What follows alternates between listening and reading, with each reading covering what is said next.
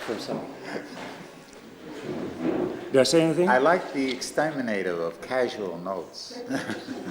That's quite good.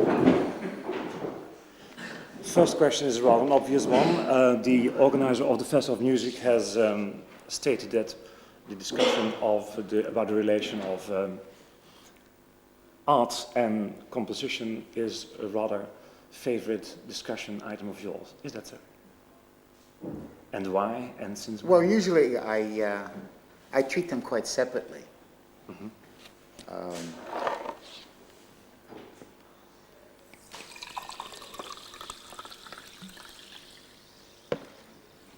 However, in a very general way, not in a specific way,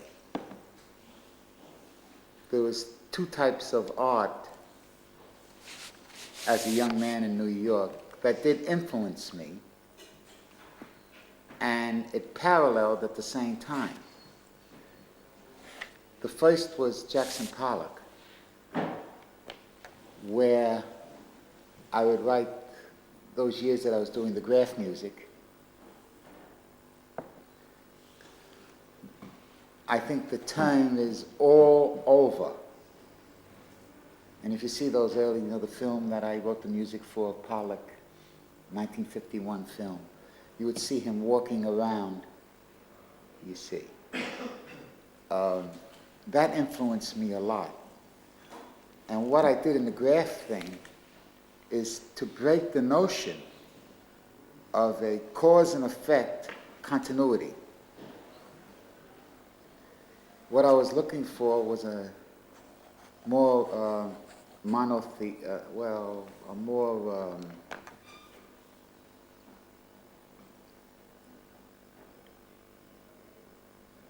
unchanging image, where you have this image and there is movement and mobility, but essentially it's just the energy of keeping up the same image, mm-hmm. so to speak.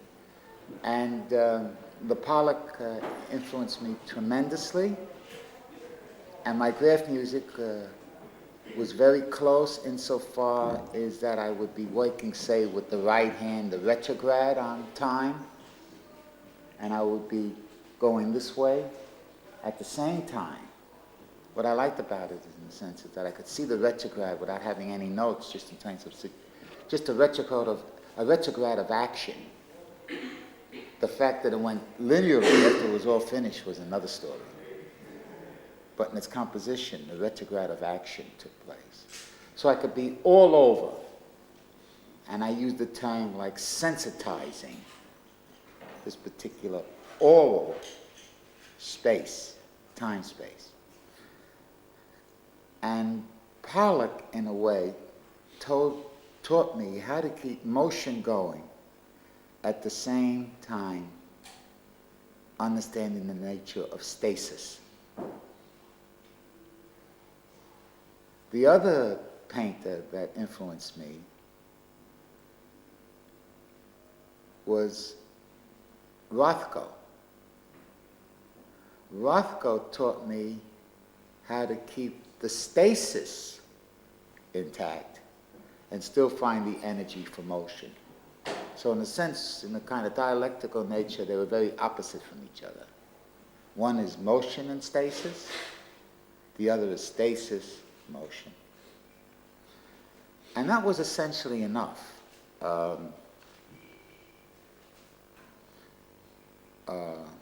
Jasper Johns and Philip Guston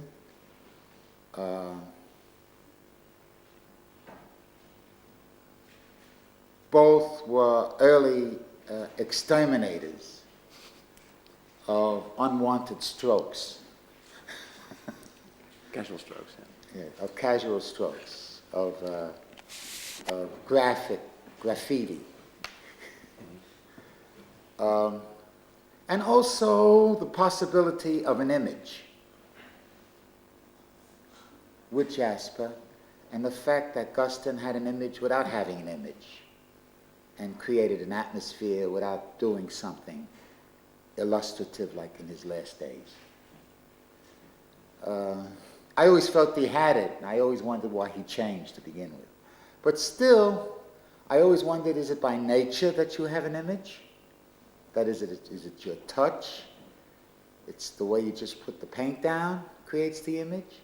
Or actually you decide on an image, like a target or numbers? So I was always confused, and I'm still confused. Do I look for an image? Or do I let an image happen? Or I don't need an image. And there will be an image, whether I'm thinking about it or looking for it or want it or not. So in that kind of conversation with art,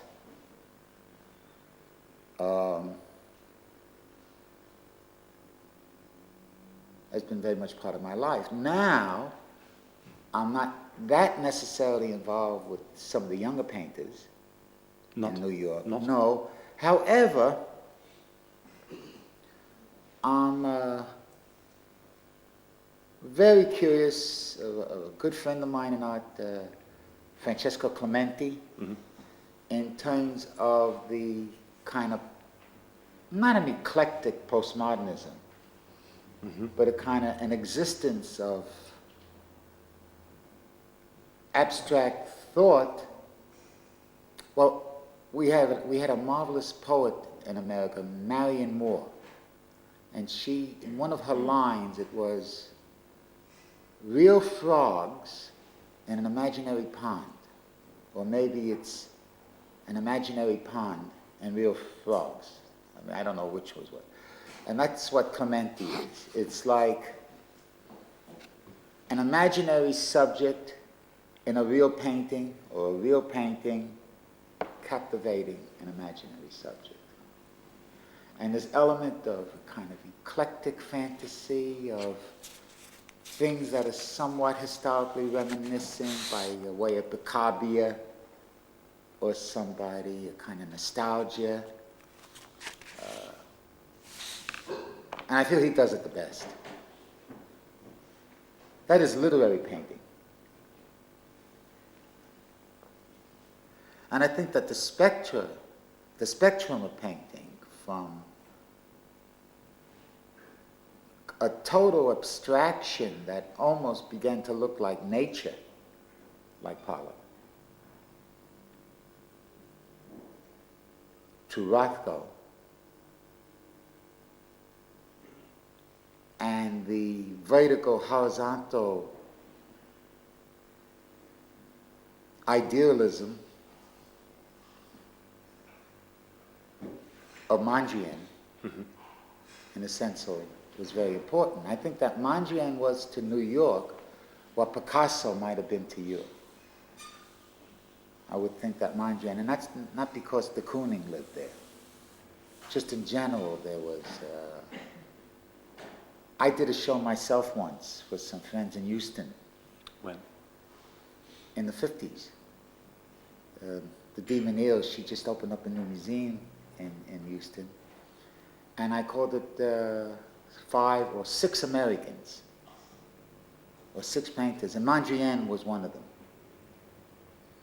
Mondrian was the main nucleus, with de Kooning, Franz Klein, Guston, Rothko, and maybe another, I don't remember. It wasn't Barney Newman, there wasn't enough paintings, actually. So in that sense, I've been in painting and been around and to some degree talk to painters. You don't talk to painters, you have to get on the kind of silent, passionate wavelength, and a tenor, radar. True, but we are here together to verbalize all this. Yes, well, that's not too difficult. For a few moments, right? So we will talk about postmodernism and minimal art a little later, and even about Jackson Pollock. First, I would like to ask a little more about your personal references. You talked about Guston and you talked about Pollock. What about John Cage? As what? Well, he was one of the first who started to exhibit, expose, or to show transcriptions. I could also ask you, when are you going to show your transcriptions? I think he did it in the early days to make some money. Okay. And I think that was the only reason. He would, there was a gallery in New York, she's dead now, she was a lovely lady, and he would make little haikus, just a few notes in there, they're quite elegant, in which he sold actually for very little money. So it wasn't even Andy Warhol, the best art is the art of making money at all? No, it was John did it. Occasionally he would get into actual etchings and things like that, but I felt they were very reminiscent of Rauschenberg, the woodcuts and different things. But I never thought of music as a visual artifact. Boulez's scores look much nicer than mine. Oh, really? In terms of the handwriting, I think, yes. I mean, what is beauty in this sense? Well, I don't think it's in the score. I thought those scores by John Cage looked marvelous. Yes, but I don't know if they were made to look marvelous. I think we're involved here with intention. Intention? Yes. I don't so think which intention then? To make money and? No, to make a little money. You know, I mean, it's very difficult as it seems. No, to talk about the relation, I mean, a lot of people, they talk. To make a little money, because there was no money coming in from the music. And he only did it for a short time, and I don't think it's, you know. But I don't think he actually thought that he was making something beautiful. I thought he was just making a little haiku with notes. Mm-hmm. And something like that. I don't think there's a relationship between the visuality of music and its results. I mean, a Schubert page looks very boring. Octaves playing a melody, but when you hear it, the information is not what visually looks like. It looks terrible. A Bach manuscript looks awful because it doesn't look right, because in a fugue the voices seem to come in at the wrong place visually. I think that's what makes them look like Bach. I was very aware of this a year or so ago when I was in Japan, and there was a big Bach manuscript show there in Tokyo, and it was absolutely fascinating how terrible Bach's scores looked in terms of the visual in relation to like a very strong bass line creeping up, seemed to be out of kilter, not in balance, as for example in the classical quartet of Haydn, things like that. There didn't seem to be any kind of visual control aspect in the Bach.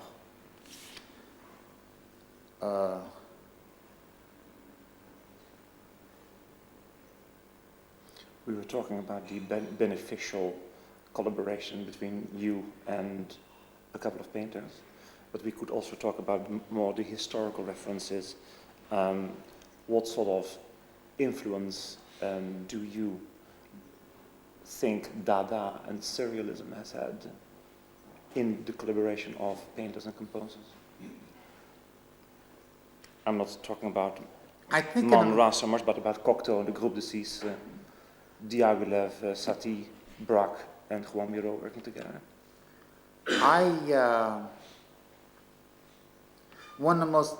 I think that Cage is more out of the surrealist rather than the Dada. I think that Cage has been interpreted as Dada, and I don't see it.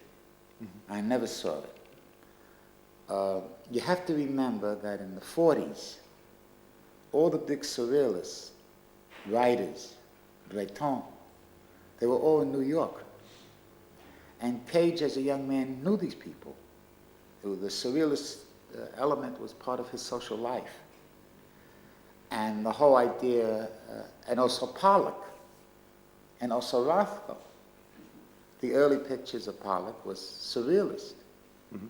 The early pictures of Rothko were surrealist. So it was actually for many of the painters, the surrealist connection, along with Cage, was extremely important. I mean, automatic writing in relation to some of Cagean chance aspects. In other words, I think it came out of, or, you know, to some degree, the aspect of automatic writing. The group poem, one writes a line, and another one writes a line, and another one writes a line. Getting away from the individual intent was more out of surrealism than Dada. I see Dada essentially as a political statement, as a social statement. Duchamp. No, I think Duchamp was not Dada. I think it was surrealism. Okay. I think, Why was Dada so politically engaged? no, I think the time of the First World War. I think the whole Russian Revolution, the emergence of Marxism,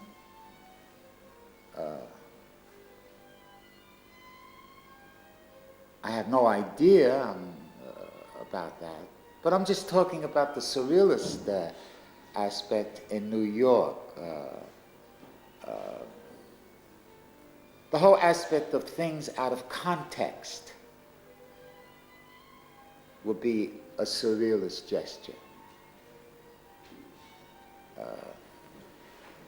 A Magritte painting with an apple as big as the room, you see.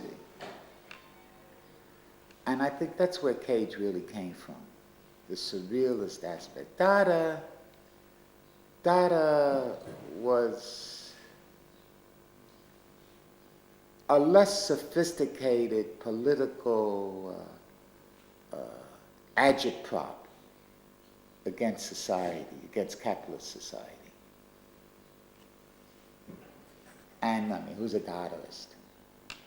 For example, Cage in relation to someone like Art, who artistically, for example, some of those beautiful embryo forms that he would just drop any place on the small, any place on a small surface, you see, is an aspect of getting away from personal intent. And I think that's the key term that I would like to impress upon you, is surrealism, the getting away from personal intention as a very important Cage influence. My own influence, being another generation, is that I think that I absorbed a lot of these philosophical and psychological. The surrealists were very involved with Freud, Jung. I myself tried to do it without notions of surrealism. I tried to do it, and I still try to do it, with trying to understand the nature of what is intention once it could possibly leave the ego. The function of the ego, not as some kind of triumphant element, was, I think, one of the basic differences between a lot of the New York painters, regardless of their background, and a lot of the European painters that would come and that we would meet all the time. That the ego aspect of the European artist was very present. The young painters that came to New York, I remember I was friendly with the Dutch painter Appel. Huh? Apple. I used to see him quite a bit. Appel is in Dutch quite a different thing, you know. Okay, I don't know what it is, but Apple, I used to see him quite a bit, and he was very macho guy. With intentions. With intentions. And meaning. And all the young Europeans were very macho guys with intentions, ideas, and meaning. And most of them, the reason so many Europeans now like to live in New York, Chia, Clementi, some Germans, is that they find the environment very surreal. They can't catch what's going on in terms of what is the intention, what is the program, what is the point of view. It's always open. That's what's marvelous about the artistic life in New York in painting. There is no artistic life in music in New York. I don't think music has an artistic life. I think music is music, and art is varying degrees of an artistic life. Music doesn't concern me too much as either an artistic or an intellectual pursuit. I interviewed you once Yes. before about this, and you wondered whether music was really an art form. Yes. I don't talk about that anymore, but I still wonder about it. And I wonder if I don't think it's an art form.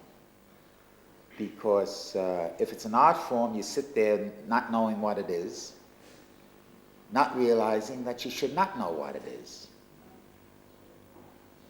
I always felt that the music lover or the musician always expects to go into a bank, write out a check, and there was no money in the bank, and expect that they're going to get a lot of money with this bad check. I always felt that the music lover or the musician expects a little too much for nothing. While the painting, they're more intimidated. And I think maybe because of the money involved. I mean, it's very intimidation that Van Gogh in 1 year, 40 million, 50 million. And why Van Gogh? He's not the height of sophistication. He's the height of genius without the height of sophistication. I mean, if he was sophisticated, he would have stayed in Paris and not become Van Gogh. That's true.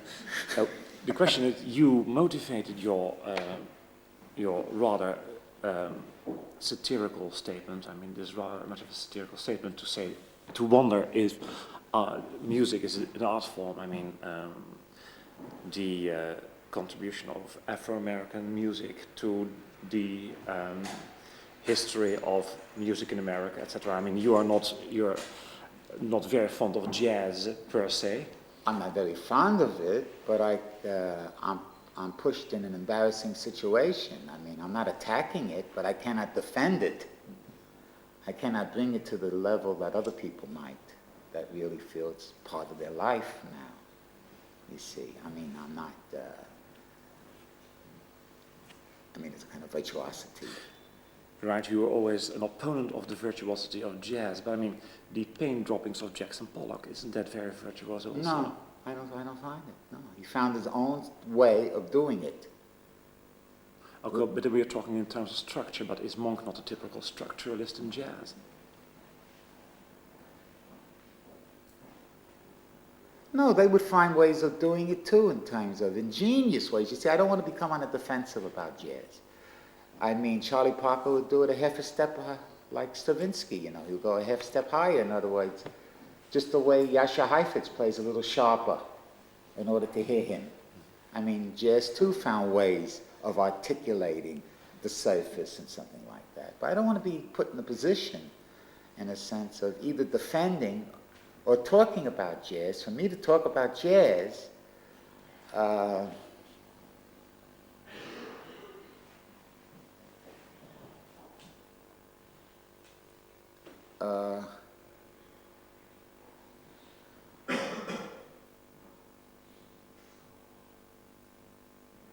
let's just put it this way, for good or ill, it just passed me by or I passed it by in my life. Mm-hmm. For good or ill. Because Jackson Pollock and Arnold Coleman, they have worked beautifully together. I mean, well, that Arnold generation, Coleman, they all loved, everybody, I mean, all my painter friends, especially my generation, I always went, there was a place called the Five Spot. We heard all the great, I used to sit, and I love Monk. I think Monk is fantastic, his placement. I don't like him when he sounds like Art Tatum. He couldn't. Huh? He couldn't. No, occasionally some of those licks were part of the tradition of the left-hand great jazz pianist. But I like, in a sense, other things that he did. I liked his tunes, the way they went fishing around and things like that. It wasn't as if I didn't hear it. I used to go, and I used to go quite often, but the search for improvisation and this search as that it was a metaphor of freedom. And chance. No chance, working within the same structures all the time. In other words, there were no surprises in those structures, just like there were no surprises in a Stockhausen structure, because I saw from where it came, and I saw how it was made. So part of the problem that I had about improvisation, and I still have, in any kind of genre. No, we are talking about the bebop tradition now, right? I mean, in free Yes, jazz, there is chance, of course. Well, I never saw where the chance was. I always saw in the sense that it was a vocabulary, and you're improvising in the style of. Like someone would sit down, there was a lady, she became rich improvising in the style of Mozart. And she would ask for 4 notes from the audience. And then she went and she made this Mozart sonatina. I was not impressed. After all, I had, to me, the artist has only one duty. Only one duty, and nothing other than that one duty, is to strip away illusions about things. I will quote a couple of other statements and meanings. Including myself. My whole life is that I'm trying to prove myself wrong, not right.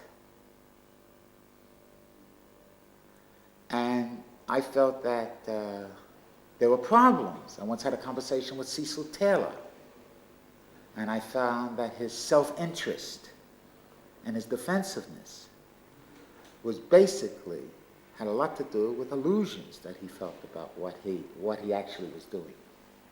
And I found it disconcerting. There were other people who deal with less illusions. I think that Ornette Coleman, who really wanted to be in both worlds to some degree, has less illusions.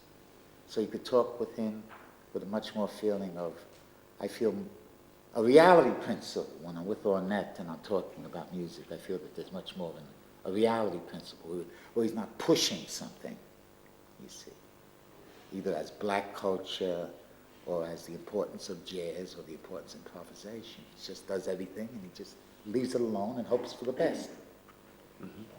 Getting back to the mainstream of this discussion, to strip away illusions. What sort of illusions? About history. Such as? About history. The illusion of progress? The illusion of progress, the illusion of an audience, the illusion of success, the illusion of what's exciting and what's not exciting. Nowadays, I would say the illusion of what is intellectual and what is not intellectual.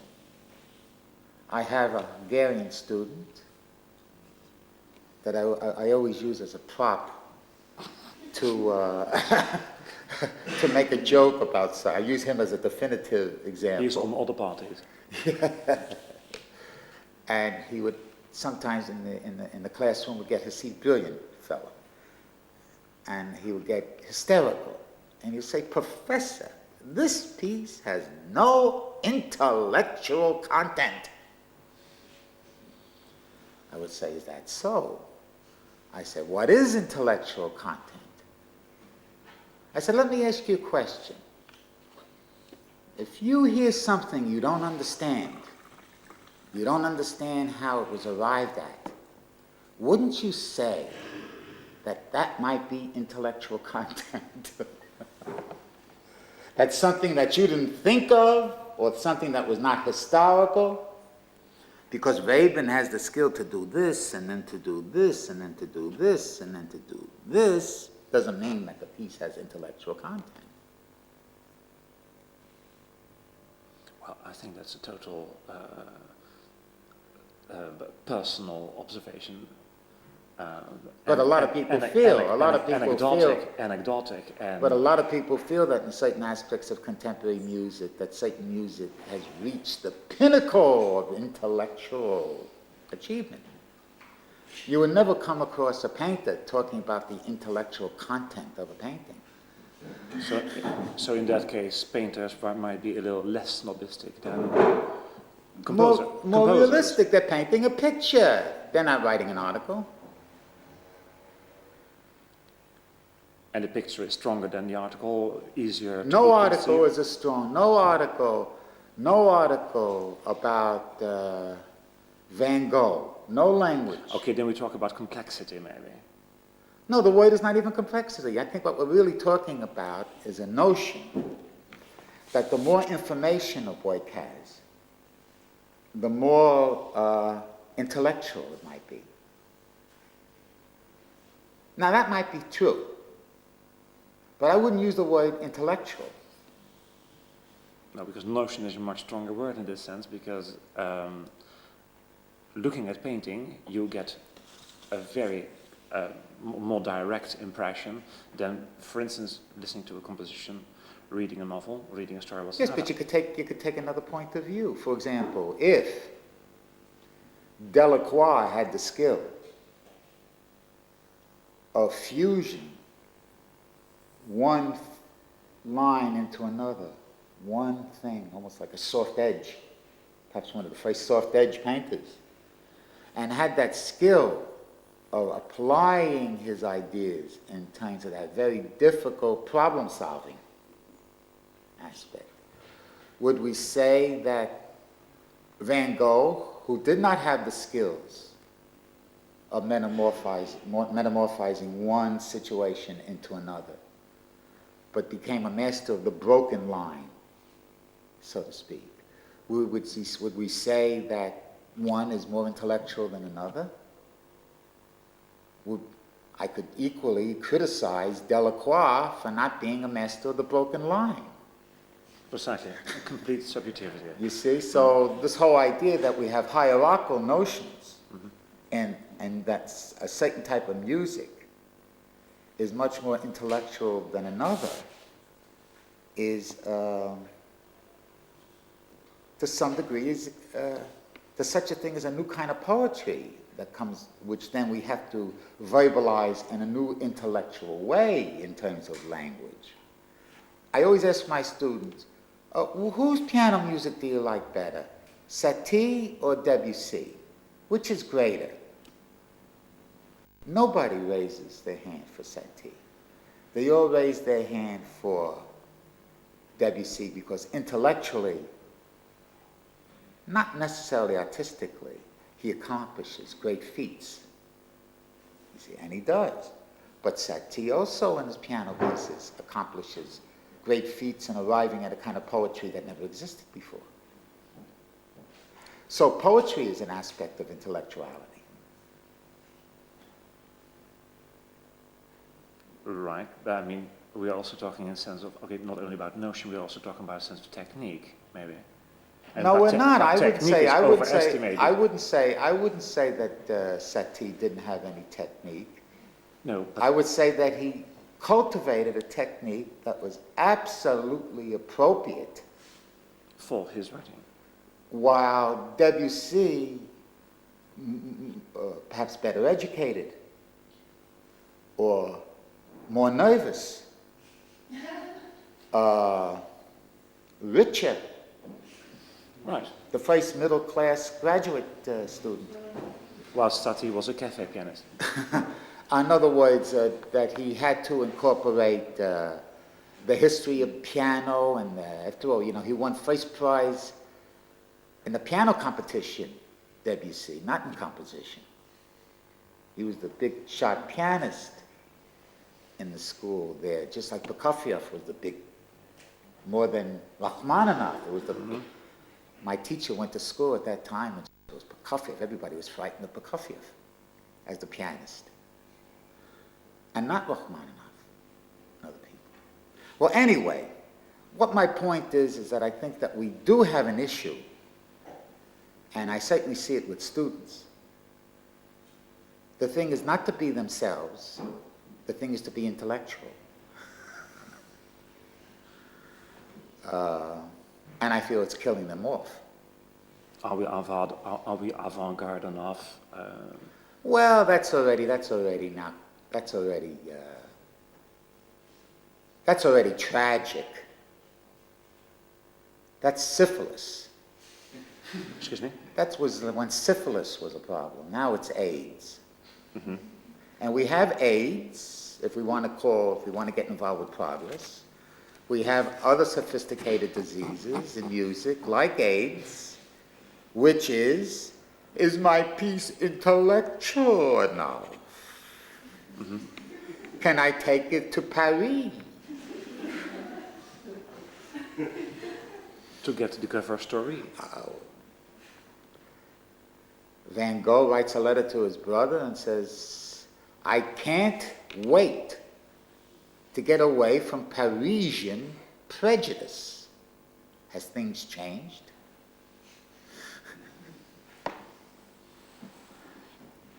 That doesn't mean he should go and eat potatoes someplace in southern Holland. But still, at least it got him out of Paris into another kind of prejudice of Gauguin.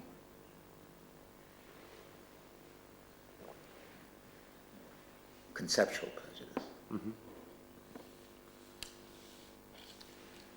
In that sense, it's a very, very interesting comparison between the arts. And I always play a game.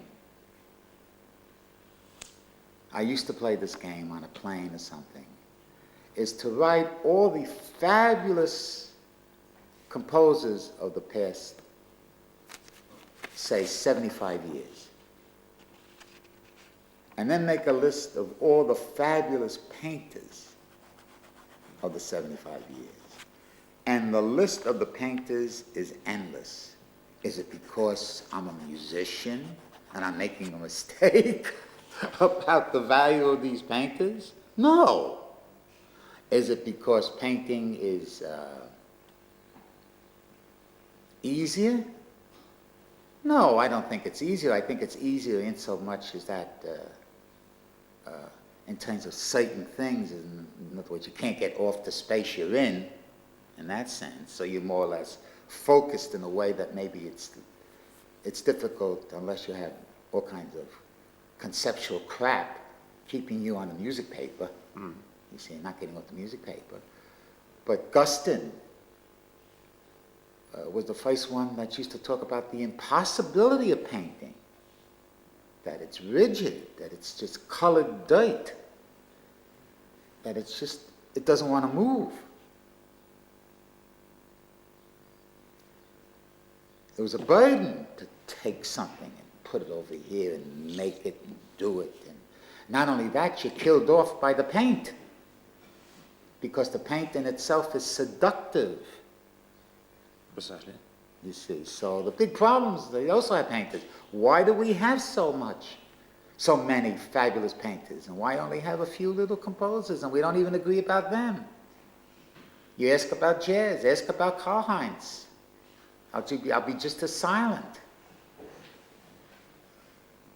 Cage, you ask Cage about Karl-Heinz, he would say, old wine and new glasses. He's right. Well, you want to talk about Xenakis? I love him. New wine and old glasses. I mean, so even if we have fabulous people, you can't be more fabulous than Xenakis. Perhaps Karl-Heinz was a little too much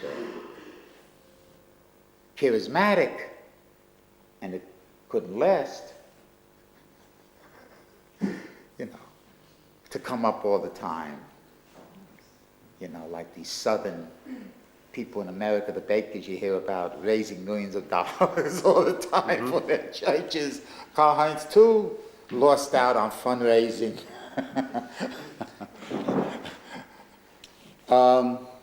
We have a terrific problem in music.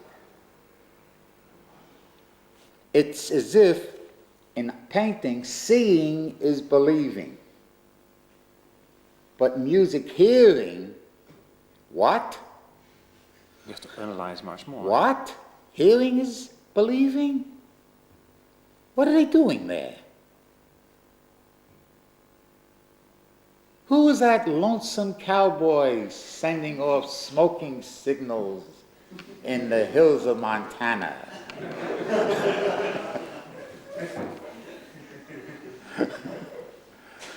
Against drums, and those drums are out to get us.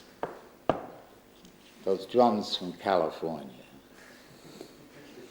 Gonna destroy European civilization with the oompa loompa. Okay, so we have a big problem because they heard Cage. What? Hearing is believing?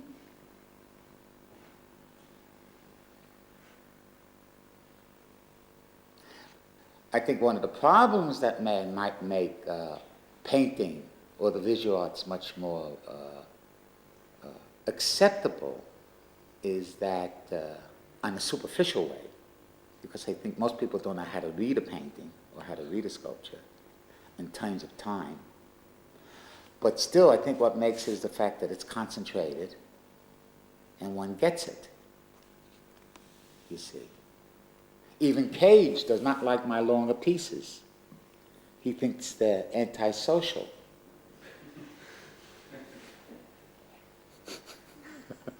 And recently he said to me, you know, he has a rock collection. A lot of rocks from Pennsylvania, 300 million years old. Unbelievable rock formations. And he said, well, take a look at that rock over there. How long do you have to look at it before you get it? So I said to him, now that you got it, why don't you throw it out? You had the notion. Huh? You had the notion. No, but superficially, the eye is more direct, is more selective than the air. The air is more like a sponge. Isn't that the reason why music is a much more problematic situation as the art of painting nowadays? I mean, even the New Yorkers, they state that the young painters of New York are going to be the rock and rollers, the rock stars of the 90s.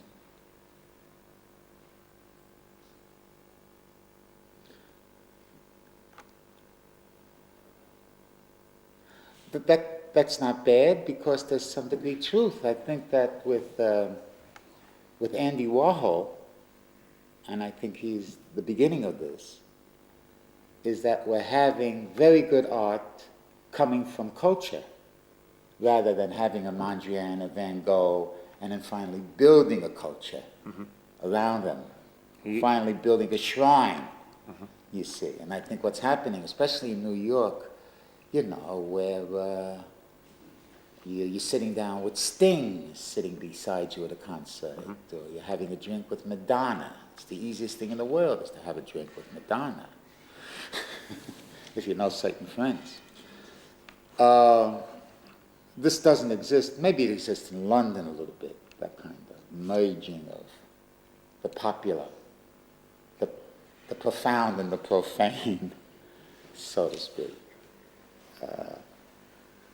But I think in England it would be more like slumming, you know, Jack the Ripper, a nobleman going into Soho, slitting the throats of prostitutes. It was an aspect of slumming, you know, the rich going with the decadent aspect of society. Like Kurt Weill, Lulu is slumming, you know, the docks of Hamburg. slumming. It's a good term, slumming. White jazz players, playing black jazz. I always felt was an aspect of slumming into black culture.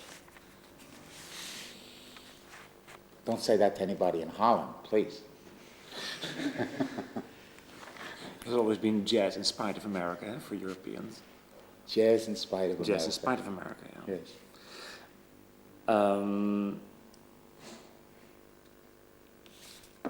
Yes.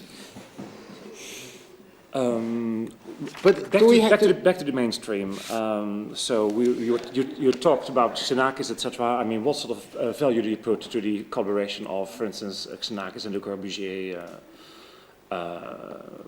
What is the influence of Mauricio Kagel in the essence of Becky?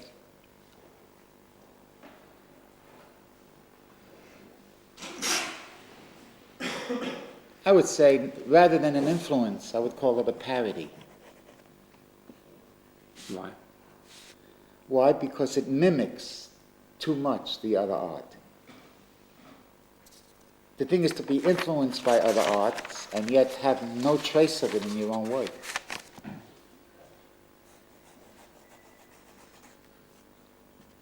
What did you cross out? Well, the question is, I had to sit in the train for a couple of hours, so I wrote down a couple of things. I see. I mean, early morning. Yeah. No, so, still about the physiology of eye and ear. Yes. Xenakis and also the Dutch artist Peter Struiken, they have said, okay, in the 21st century, music and painting, music and image, music and color, they're going to be interwoven, intermixed more and more. As a matter of fact, in the 21st century, music is going to be more and more color. I'm not only talking about clips, but the music for itself is going to be very isolated matter. We had to define color. I don't think so. I think music is getting less colorful. You need skills to produce color. Yes, but that's what they do. So, I mean, they say, okay, good, we produce color, and we call it music. That's yes, but we have not got a definition of color. There is no definition of color in music. Terminology like timbre is not enough. You have to make it, you have to produce it, and you don't know it until you have it. Okay, I mean, there is this strong discussion like people will say, okay, in music you can produce colors that a painting could never approach. And the painter says, I am mixing colors that a musician could never come about. So what's your point of view in this?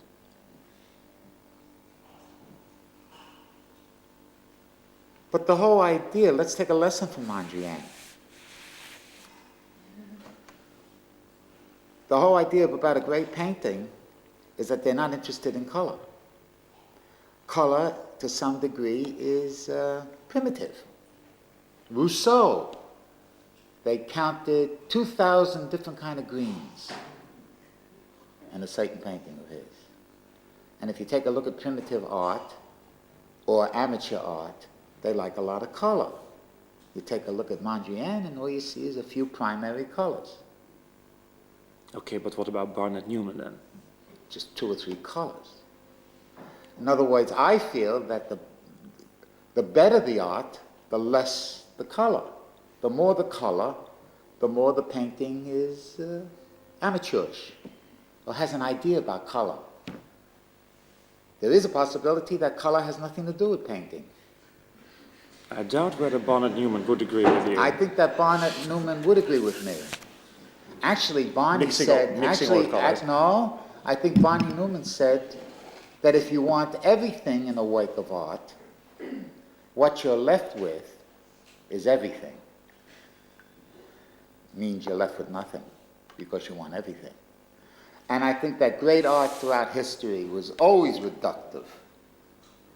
Just the way I feel that great music was to some degree much more reductive than we think.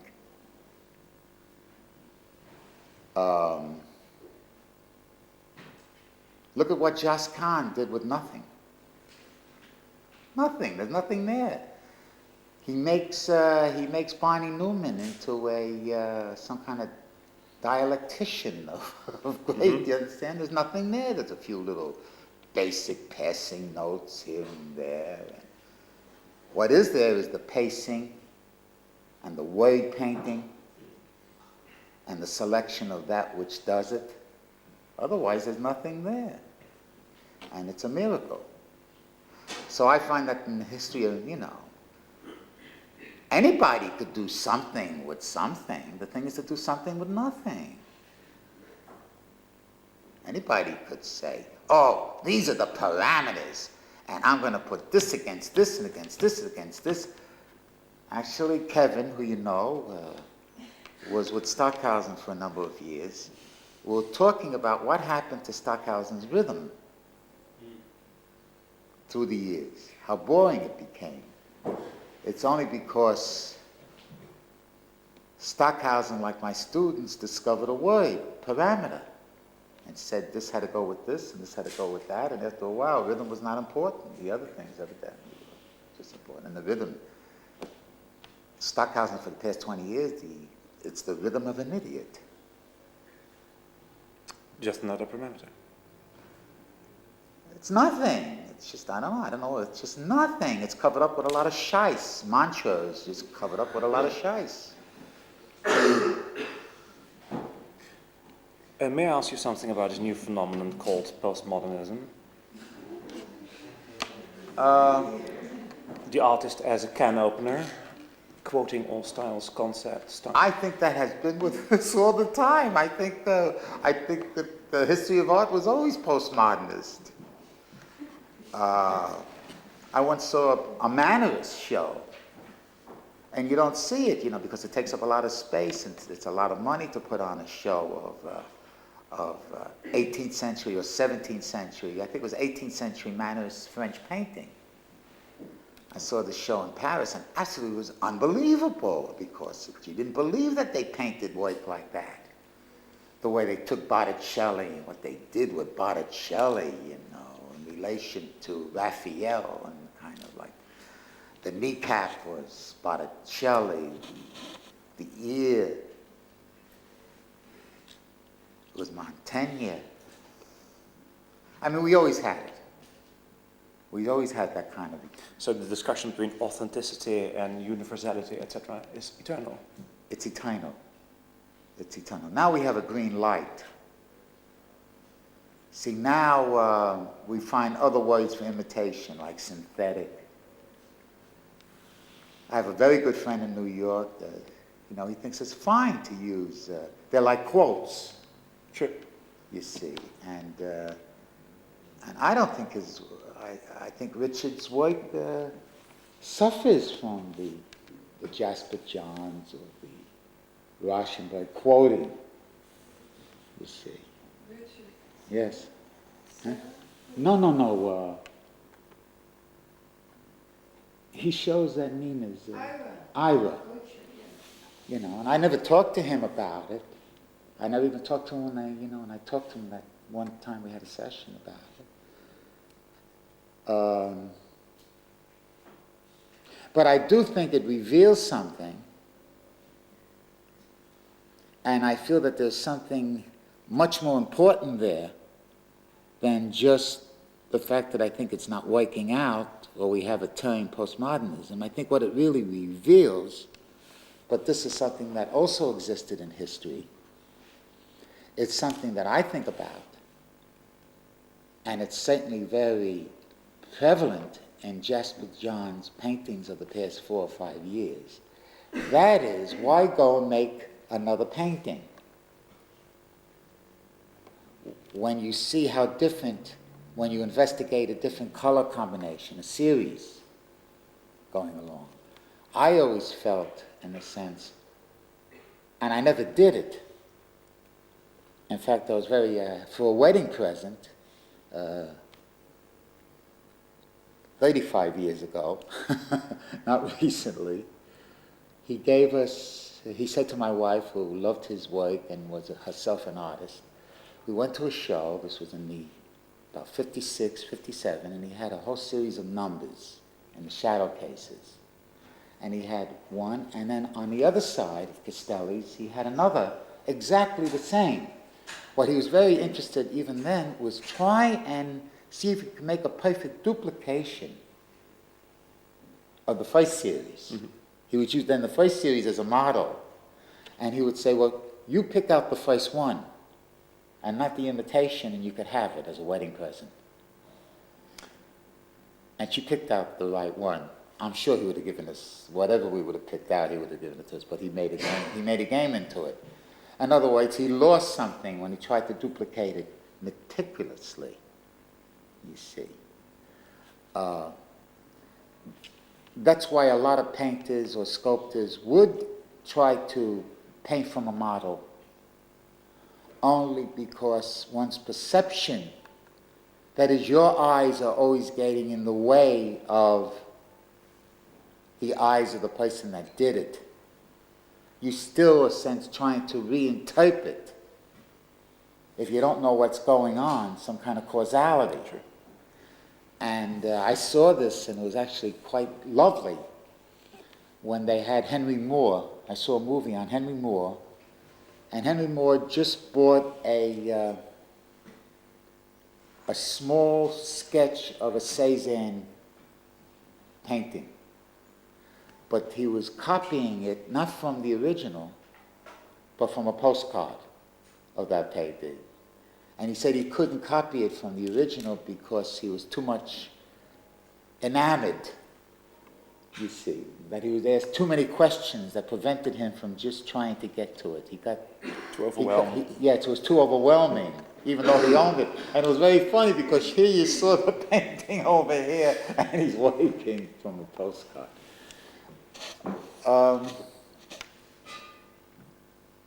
No composer that I know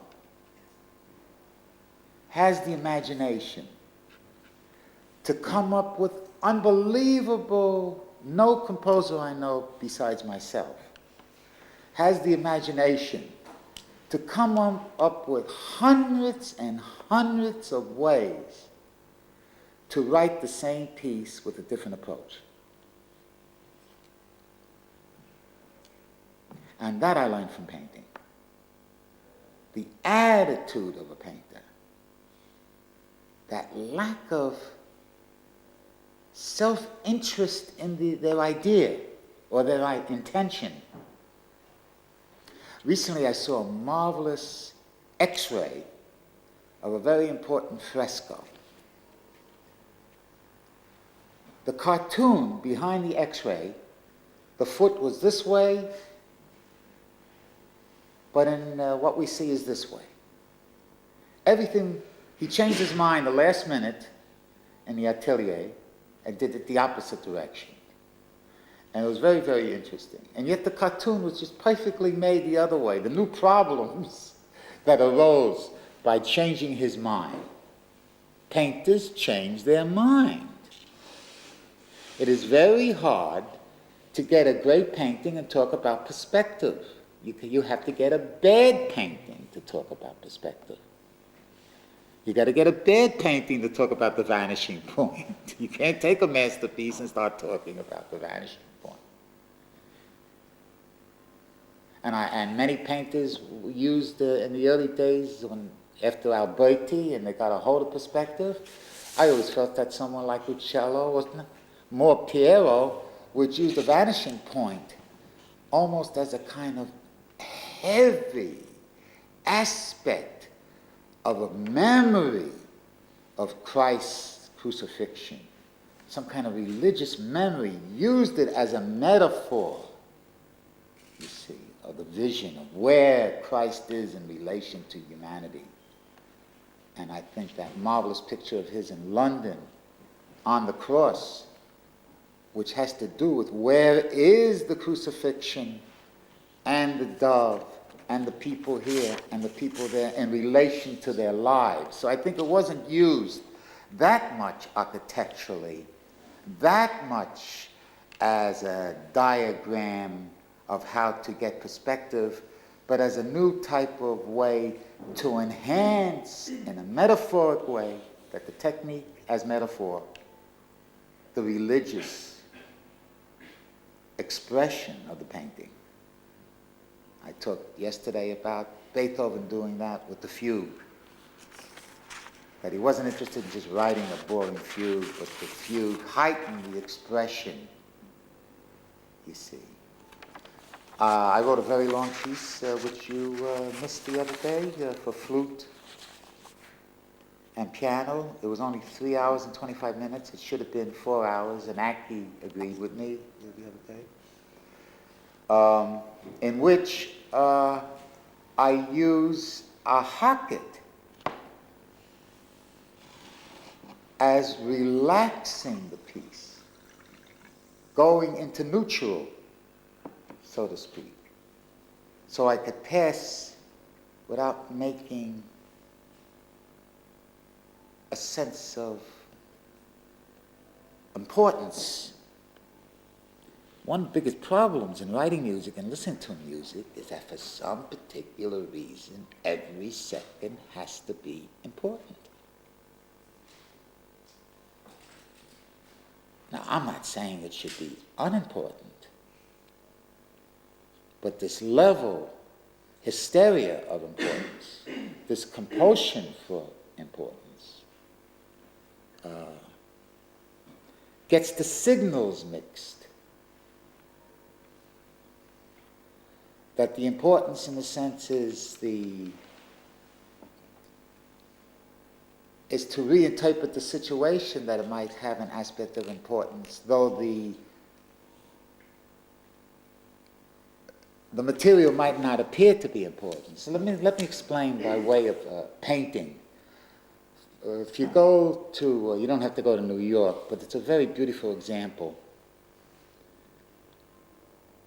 of St. Francis by Bellini. What Bellini transmits in this picture is the religious aspect of all things: animals, rocks, grass, a leaf, and the leaf is quivering, and the grass is calling out to you, and a rock looks like St. Thomas, and the whole picture is quivering with religiosity in inanimate objects, you see. That was influential to me as a young man, the religiosity of inanimate objects. I did a movie once with the photographer Robert Frank, and every time the music entered, it was not on people, but it was on inanimate objects, or an animal like a chicken. You would hear a chicken, and then you hear a little clarinet. Or you see a window shade, and you hear the cello. And I avoided the human aspect, and it was very, very moving for me. You see, that we already had the human aspect. I didn't have to try to make a replica of it. But what we didn't have was a nice feeling for a nicely shaped rock, you see. We don't have inanimate objects in music. We develop hierarchical decisions of what's important, what's not important, and again, what's intellectual and what's not intellectual. And these are all fantasies in our head. Most composers are crazy with these ideas and these notions in their head. Not only in their head. We had one of these composers in Buffalo for many years, Andrew Stiller, is that every time he wrote 2 notes, he put it in a safe deposit box.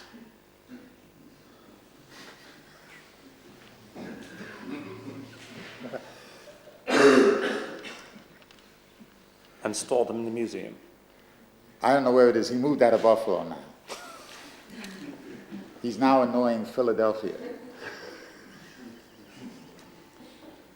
Well, it's a serious thing, these notions students get about what they're doing. I feel as if I'm in a crazy house. I feel as if I'm in a nut house. Some kids visited me. They drove 4 hours. I gave a talk in Detroit. They drove from someplace in Canada, 3 hours. And then they sent me some music. One guy gets the idea. The other guy orchestrates it and puts it in rhythm. And they send me a tape and a score about this joint effort. And it's terrible. It was awful. Sounds like a pop score. I don't know what it was. I have a problem with music. And it's affecting. It's not, I love it, but I don't like the attitudes.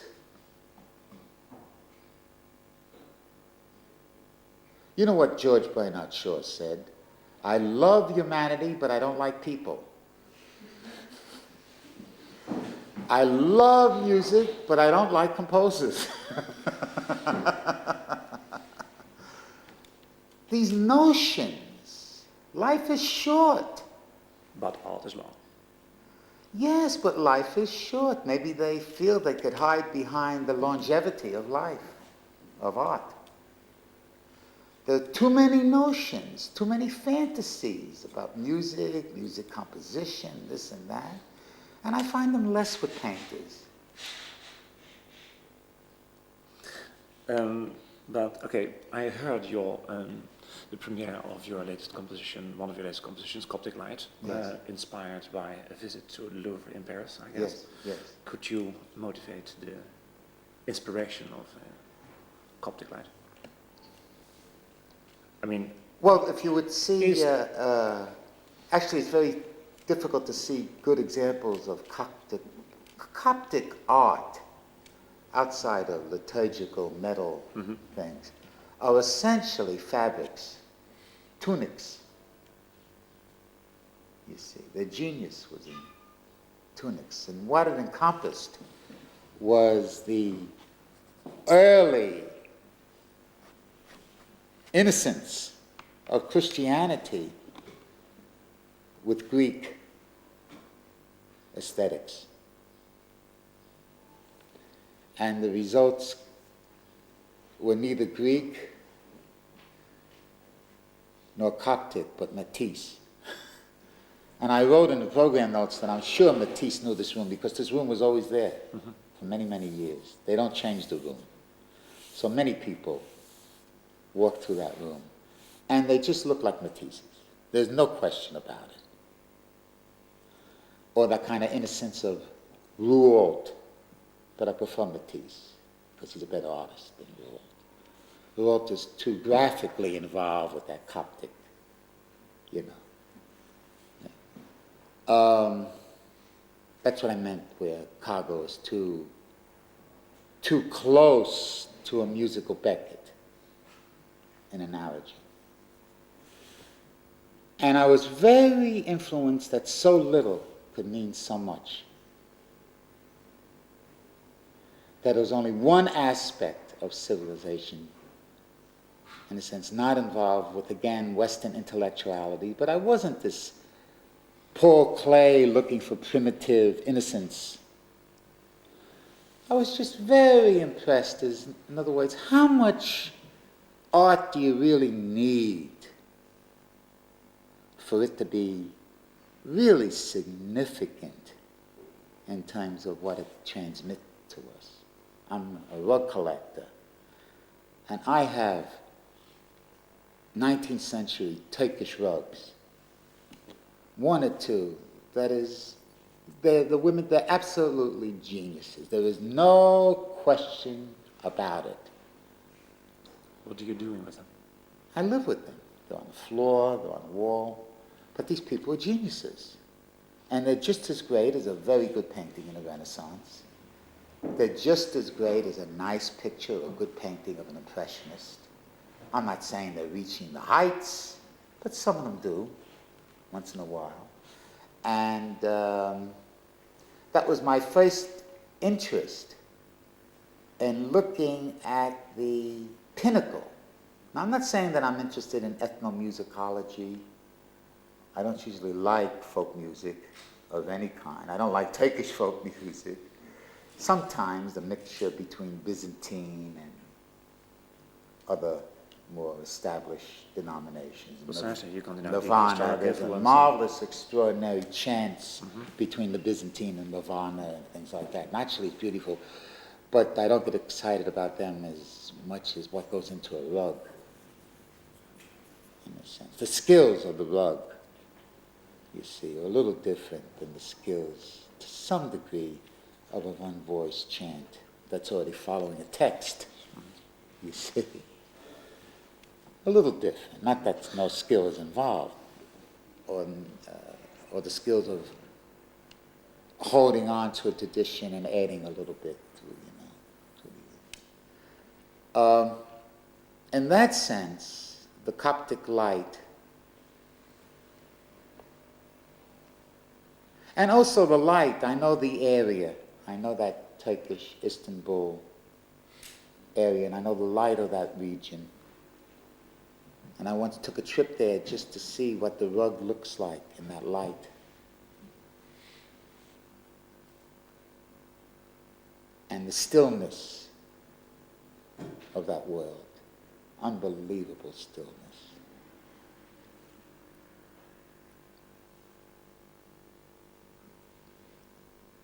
And to me that was the continuity of history. And some degree, with my interest in that, as I began to understand the fundamentalist a little better, Anatola. Well, to some degree it's true. The Bedouins, I did begin to understand what they meant by the disruption of that world in terms of Western civilization and nuclear power and this kind of business. Isn't this a bit far-fetched, Morton, to see to emphasize the analogy of Coptic light and the uprisal of fundamentalism in Iran? No, in fact, there's something fundamental about Coptic light. No, well, okay. In a sense, when I started to use the way I use the strings, the cellos, I would say to Barbara, oh my God, I said, born-again cellos. I actually used the term born-again cellos. And it was born-again cellos, the way the cellos sound in that piece. I think the string writing is very beautiful in it. Yes, if you hear the violas again emerging. Not that it's old-fashioned, but you just hear a viola again. Oh, what is that, a viola? Oh, that cello, you mean. That's what a cello sounds like? God. And so in that sense... Still, I didn't see any fundamentalism in this matter. No. I'm talking, again, I don't want direct lineage. I want remote lineage. Okay. That's what I meant by the fundamentalism of Anatola in relation to the terrible culture, of course, a kamikaze, suicidal, self-destruct culture, obviously. But it has something. Only as I myself cannot see the value of the ego in Western civilization and seeing generations of students committing suicide only by way of the ego. The ego, is to me the gun that finally finishes them off. No question about it. So this whole idea of individuality has not helped us out at all. It just adds to self-destruct. Mm-hmm. More and more greed also. The right to believe in oneself, the audacity, the arrogance that we feel that we should believe in ourselves and our intentions is what kills us off. And it does. Yes, but it started... the early days with the painters, you found people, you found Rothko, this rabbinical, erudite Jew, intensely well-read, just as Gustin. You find marvelous personalities like de Kooning that prospered beautifully in the New World only because of this attitude about the ego and only about this idea about an artist. He wrote a marvelous article, de Kooning. I don't know if you know it, about the artist, about this man in the sense that he used to come around the village and he was the artist and he had his ideas and everything. And then he was once up in Yorkville where all the Nazis were at the time, before the war, on 86th Street there, on Lexington Avenue. And he saw this man with all the passion of the artist, saw him walking with the Nazis. That he also had passion about being a German. You see, the way he brought that kind of fever into being an artist. And de Kooning prospered in this, in an atmosphere where the ego no longer was the colorful aspect of the artist. You know, no longer a European idea where the artist, if you walked into his studio, he would say, "Get the hell out of here. Can't you see I'm working?" The opposite in New York was, "Hey, friends, come on in. Let's have a beer." A little different than the self-centered. And that was the atmosphere. Anonymity, trying to work, not giving it a name. I once wrote an article that for 6 months everybody worked without giving it a name. Free, just to work.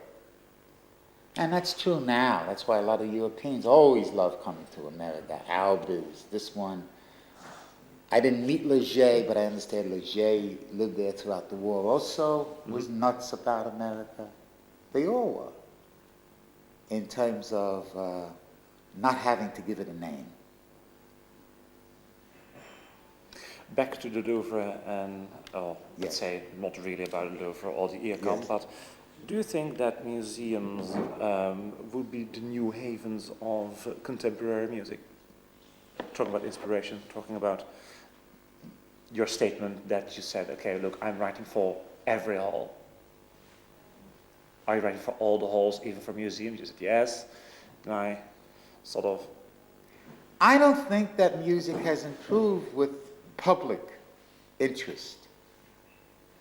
One of the things I was discussing this morning is the kind of music you write being brought up having an audience,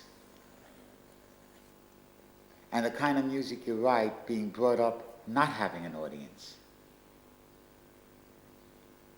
And I don't think this whole idea of being a professional, having an audience, it might personally have helped the composer in terms of his ego, or making a living, or this or that, but I don't think it has helped music. It's a bit of a discussion like the less public, the more music. But there are also people who say we don't exist without mass culture. That's a lie. Anybody who's... we are still in Europe, so we are talking about the social, but it's a lie. It's a lie. It's an alibi, not a lie. It's an alibi. It's not true at all. It's not true at all. But it's very difficult because I cannot say that I'm not known. I cannot say that people do not know my music, so I feel like Rockefeller telling some young person, you don't need any money. What you should do is go up into the Canadian Rockies, chop down trees, live with the land, and write your music. Forget about civilization. But no one could forget about civilization. One of the most funniest things in the history of civilization is Rimbaud going to Abyssinia, and every letter he wrote to his mother was for money. Here this jerk is in Abyssinia, flies. Writing home, Mama, send me a few sous, please. To come to the subject, yeah. This whole idea of social engagement, it's just an alibi to have a ready-made life. Just to walk into a ready-made structure rather than making a music of your own and a life of your own. That's what they say about the postmodernists in Europe. I mean, we've always had expressions. Mondrian was an artist. He went to Paris, but technically it was too early for him to make any impression in Paris. He was too young, and his work was not formed. But at least he learned, so I would say he was still a student in Paris, because the work that Mondrian did in Paris was a kind of very synthetic cubist influence. And he just hung around Paris, and it wasn't working out. And then some artists brought him to, English artists brought him to London. And that was when he began to really find himself, I think. Even more so than in the period in America. But he was always an artist. Van Gogh was an artist. Rembrandt tried to be an artist. We've always had it in the history of art.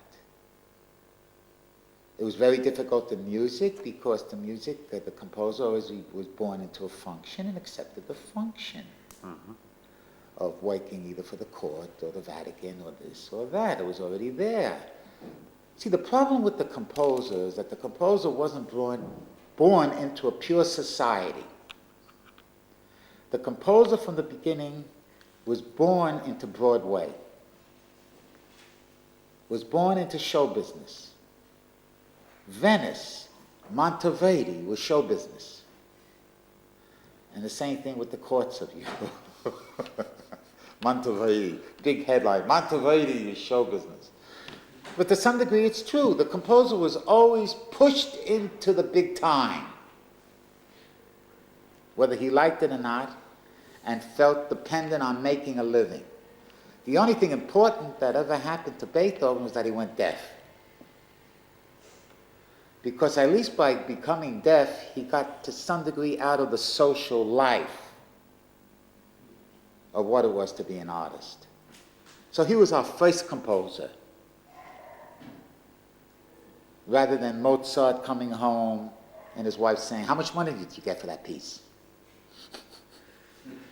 And write some counterpoint, because counterpoint is very hip now. People like counterpoint. Can you imagine your wife telling you to write counterpoint? Well, that's what she did. Counterpoint is hip. People like counterpoint. They get very excited with those things going on. What was her name? Constance. So we were always poisoned. We were always born into the danger of AIDS. Contaminated society, like contaminated needles. We never were allowed to be ourselves or do something, go someplace. So this whole discussion about the social-political impact, the leftover ideals of the 60s, etc., is all a lie. But, I mean, you were always... Not a lie, an alibi. An alibi. Okay, but okay, Nietzsche said a lie, you said an alibi. But you also referred to Europe as an area being in the state of agony, satirically meant. But I mean, here in Europe, a lot of people think, okay, the power of mass culture in terms of Vox Populi, Vox Dei, we are going to be wiped out. I mean, the ivory tower versus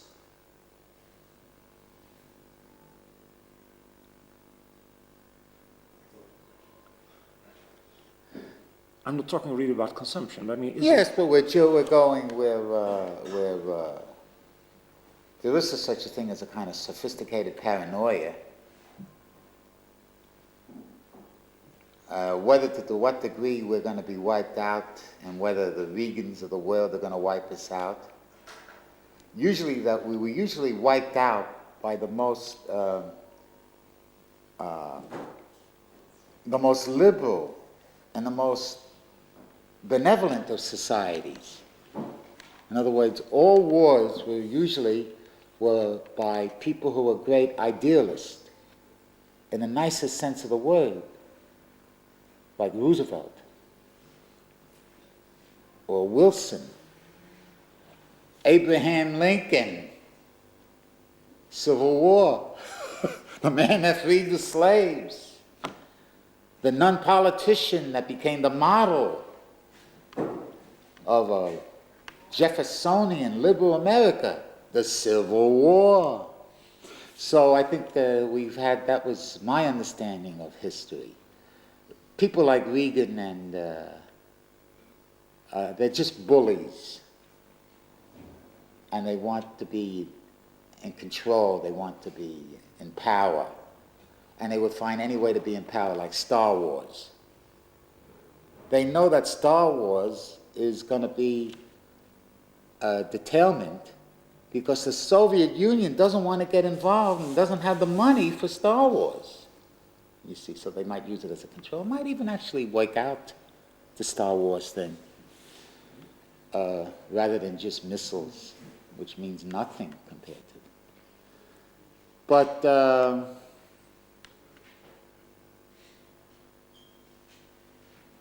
I can't say, I don't have this paranoia about communism, and I don't have this paranoia about America. I really don't have this paranoia. I feel that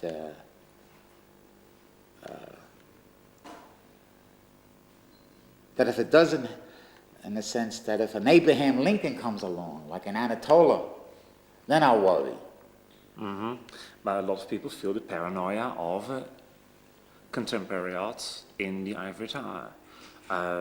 Yes, but Van Gogh, Kandinsky, the style, Cobra, I mean your favorite Apple, they emphasized their social and political engagement, etc. Not yes. really, isn't it? If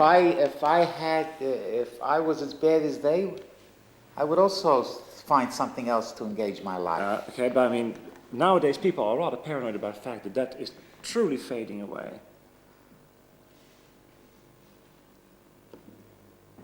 To what degree is art democratic to begin with? Okay. And can we use terminology like democracy? I'm intimidated by it. I don't think I ever failed a student. I gave every student an A, only because of the democracy of a classroom to some degree, of feeling that it's a much more egalitarian kind of situation, that they're only students. If they can't adapt themselves to the other student or another world, forget about it, because many times I have a student that I feel is a disaster, and someone else, another teacher, thinks they're a genius. And so I would feel this all the time, and anybody that teaches in a university has these kind of problems, that someone who you feel is very, very gifted, other people feel they're nothing. And I've always had heartache about students that I just wasn't interested in all, and they would look at me wanting some kind of approval, and I couldn't give them anything. But this whole idea of equating social life into music as a degree of commitment is already, you're given a born subject. One has to find one's level of commitment. I mean, you can go into a hua house and meet satisfactory sex partners, but it doesn't mean you marry them. You have to find your wife. It's selection. You have to make out. You find one and another, 3, until you have the right kind of life with someone. I think art is very much the same. You change one style, you do something, finally you become committed. You can't just have a ready-made program for you that all music should be with. and end with a big climax. I want to see the day when a piece ends with a big climax and everybody goes, boo, boo. I want to see the day when the piece just ends, bravo, bravo. I don't know if I'm ever going to live to see that day. I feel that anybody's involved politically. I think that if anybody's involved with a certain type of music to get this kind of response, is to some degree they're really surreal. They're really Duchamp. But They're using ready-mades. Why are you so either or? I mean, I announced you here as one of the most colorful personalities of contemporary arts, but why so black and white? Because I'm interested in Anatolia. And I'm not saying in the sense that I want music to be like it was before in terms of style, but I am interested in the commitment that I found that it was before. Or the commitment, for example, that Xenakis has to his work, which I don't find in the younger generation. That's what I'm really talking about, is the level of commitment, and not to please society or to please this or to please the government or to please that. Okay. Commitment including confrontation, doesn't matter. No. One thing is one thing and another thing is another thing. Yes, but you're talking about booing or applauding. I mean, well, this has a lot to do with what I would feel is the psychology behind the work that I want to boo. You see, I'm not that much involved with work that I hear, but the psychology behind it. You see, but that makes the paranoia here in Europe anyway, and I have read American papers on the same subject.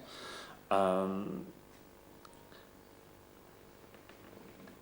the Documenta in Kassel, right now, they review this show of contemporary art in terms of arts, artists and public.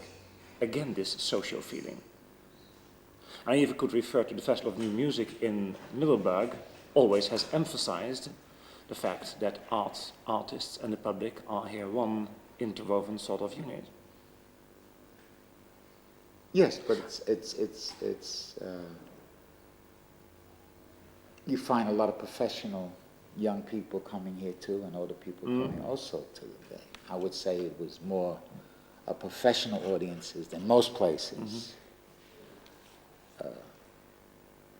I know it's inconceivable to write music, in a sense, without the engagement, but what are you supposed to learn with this engagement with an audience?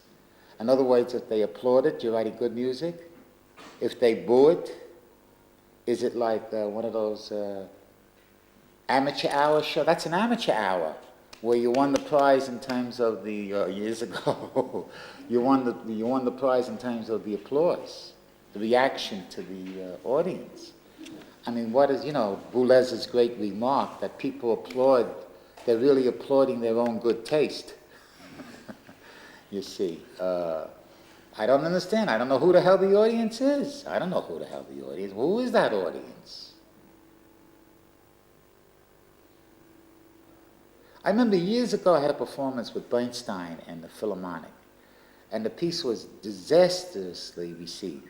The laughing was just terribly painful. I was walking out with some friends, and I hear a man's voice say, "There he is." And I turned, and he's with his children, and I saw the kind of guy he was and where he came from, being a New Yorker. I could actually tell you where he lived. There he is. Get his photo, get his autograph. As a joke. Some young girl comes over and says, "May I have your autograph?" I said, "Like hell."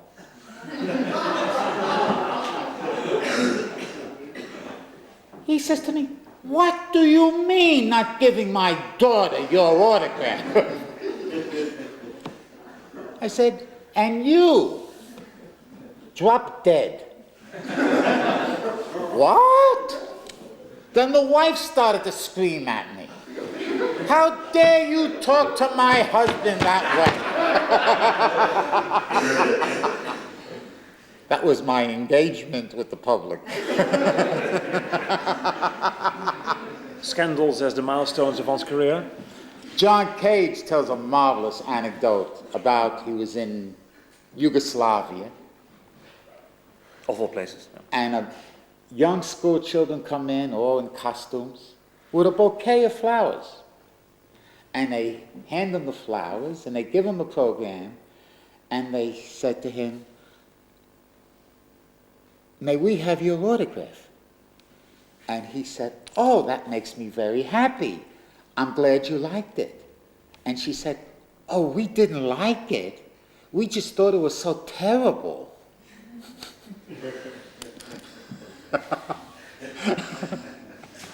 A new criteria for an autograph. I'm not at all finished yet. Excuse me. I'm a little tired. Excuse me. Before we get back Yes. to beer and champagne, are there any more questions? Vragen? I don't have too much time. I have to come back at 2 o'clock. And I need lunch and a little rest. Well, the next time we continue. Did you know that story?